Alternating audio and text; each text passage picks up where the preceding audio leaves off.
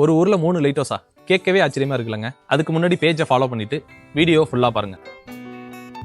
இப்போ நம்ம கோடியக்கரை லைட் ஹவுஸ்ல தான் இருக்கோம். நம்ம இப்போ லைட் ஹவுஸோட டாப்புக்கு வந்துட்டாங்க. இந்த லைட் ஹவுஸோட டோட்டல் படி 220 படி. கடல் மட்டத்திலிருந்து 48 மீட்டர் ஹைட்ல உள்ளதுதான் இந்த லைட் ஹவுஸ்.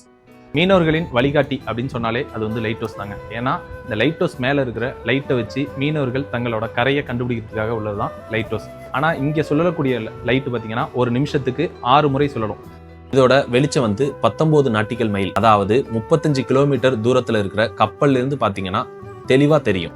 இதன் மூலமா கப்பலோட மாலுமிகள் இந்த லைட்டோட வெளிச்சத்தை பார்த்தா இந்த பக்கம் வரமாட்டாங்க. ஏன் அப்படின்னு கேட்டீங்கன்னா இங்க தாழ்வான பகுதி, அதாவது எப்படின்னா கடல் மட்டம் ஆழமான பகுதி கிடையாது, ரொம்ப மேன்மையான பகுதியா இருக்கும். அதனால கப்பல் இந்த பக்கம் வந்துருச்சுன்னா தரை தட்டிடுன்னு சொல்லுவோம்ல, தரையில மாட்டிக்கும், சிக்கிக்கும். அதனால கப்பல்கள் இந்த லைட்டோட வெளிச்சம் அதை பார்த்துட்டு இந்த பக்கம் தரை பக்கம் வராமலே அவங்க கடலோட ஆழமான பகுதியிலே போயிடுவாங்க. இரவுல வர்றவங்க லைட் வெளிச்சம் மூலமா தெரிஞ்சுப்பாங்க. பகல்ல எப்படி தெரிஞ்சுப்பாங்கன்னு கேட்டீங்கன்னா அதுக்காக தான் ஒவ்வொரு லைட் ஹவுஸும் ஒவ்வொரு கலர் மற்றும் ஷேப்ல இருக்கும். கோடியக்கரை லைட் ஹவுஸ் பார்த்தீங்கன்னா வெள்ளை மற்றும் சிவப்பு நிறத்துல இருக்கும். இது மூலமா மாலுமிகள் இது இந்த ஊரு தான் அப்படின்னு தெரிஞ்சுக்கிறதுக்கும், அது மட்டும் இல்லாமல் இந்த தரைப்பகுதிக்கு வர வேணுமா வேணாமா அப்படிங்கிறதையும் இது மூலமா தெரிஞ்சுப்பாங்க. வயசானவங்க வந்தாங்கன்னா படியேறதுக்கு ரொம்ப சிரமப்படுவாங்க. கன்னியாகுமரி, தனுஷ்கோடி, சென்னை ஆகிய 3 இடத்துலையும் லிஃப்ட் வசதி பண்ணி கொடுத்துருக்காங்க.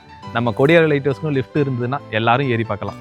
அடுத்தடுத்த வீடியோவில் அடுத்தடுத்த லைட் ஹவுஸ் பற்றி டீட்டெயிலாக சொல்கிறேன்.